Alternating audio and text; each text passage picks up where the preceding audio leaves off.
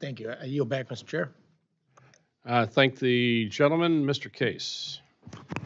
Thank you, Mr. Secretary. I appreciated the dialogue you had with my colleagues earlier on the Pacific Deterrence Initiative. I've been asking questions in our hearings this year to try to figure out what PDI actually means, and I have to admit I'm a little more confused than when I started. If it is meant as a itemization of or a confirmation of focus on China and the Indo-Pacific, clearly 9.9 billion is not that. So it's not supposed to be a summary of how good we're doing in terms of a budget against the China threat and our big picture response.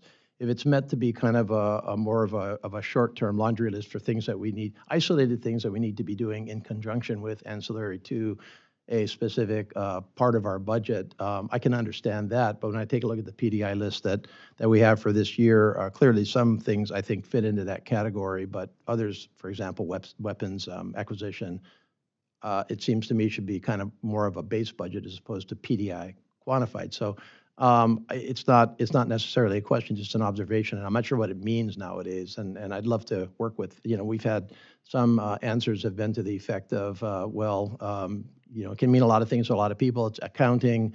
If it had an OCO-style component to it, if there was more flexibility in the Indo-Pacific region to apply it to things like campaigning, maybe it would work better. But I think it's a kind of a work in progress, and I'm not sure it's exactly matching what we're trying to achieve.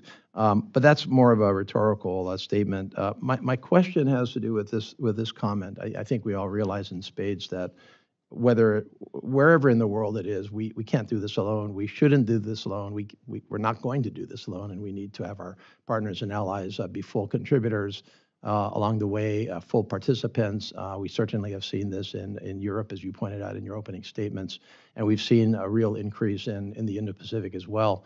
And an important component of that, I think we would both agree, is, I guess, what we euphemistically call campaigning. So the sum total of the connections that we develop with other militaries throughout the region, throughout the world, joint training exercises, interoperability, that whole range. I wondered if you might just give some comment to how that's going with specific regard to the Indo-Pacific, where we clearly have needs with key allies such as Japan and Korea and the Philippines, of course, here this week, Australia, New Zealand, and beyond. But also, I was concerned with whether this budget does give sufficient attention to the overall area of connections between our military, strengthening those bonds, giving them the resources, the tools, the training, the incentives to undertake a greater share of the overall defense. I did note that, for example, in Indo-PACOM's unfunded priorities, they came in, one of their highest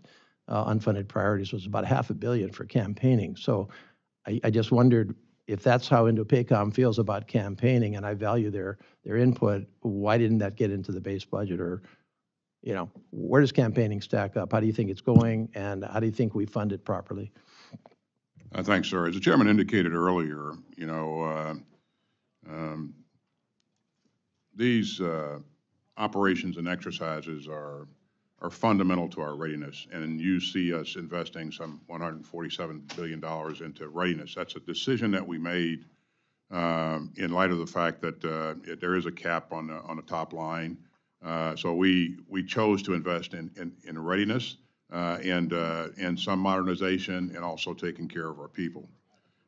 In terms of the kinds of things that we're doing in the region, you live in the region, so you're witnessing this firsthand. We probably have the best relationship that we've had with Japan in a very, very long time. We see Japan investing in a significant way in its own defense. We see them investing in long-range strike and other things, and they're looking to work with us to co-produce certain items. We have a great relationship with the Republic of Korea, and we're working with the ROK and Japan in a trilateral fashion to ensure that we can share missile early warning data, and that's going really, really well. And we saw recently the two leaders of those countries conduct a summit with the president here in the United States. The Philippines, 3 years ago, the Philippines were about ready to decide to not allow our troops to remain in the Philippines. You fast forward to today, and we have probably one of the best relationships with the Philippines that we've seen in a long time. We just had President Marcos here, and again, we opened up 4 new sites where our military can work with his military on a number of issues, and those sites are in addition to what we already had. Australia, a generation. We just put in play a generational initiative here that I think is going to continue to provide tremendous capability to our allies in the region and to us, quite frankly. This is the AUKUS initiative. Again, this provides Australia with a nuclear-powered, conventionally armed submarine capability. It will take years to put all the things in place, but we are moving out, and that's progressing very, very well. And we're also working with Australia to do a number of things in terms of potentially co-producing long-range strike and some other things. India, we have a great relationship with India. We recently have enabled India to produce jet engine in India, and that's kind of revolutionary. And that'll provide a great capability to them. And we're also co-producing an armored vehicle with India. So all of these things, when you add them up, are probably more than we've seen happen in that region in a very, very long time. And they all promote interoperability, and they all help to increase, our ability to respond to a number of different things. But again, these are real meaningful steps that I think we've taken in a region that I think a lot of people are not aware of. But we have made tremendous progress, and we'll continue to do so. Thank you, Mr. Secretary. Mr. Garcia. Thank you, Mr. Chairman, and thank you all the gentlemen for your service to our beautiful country. General Brown, congratulations.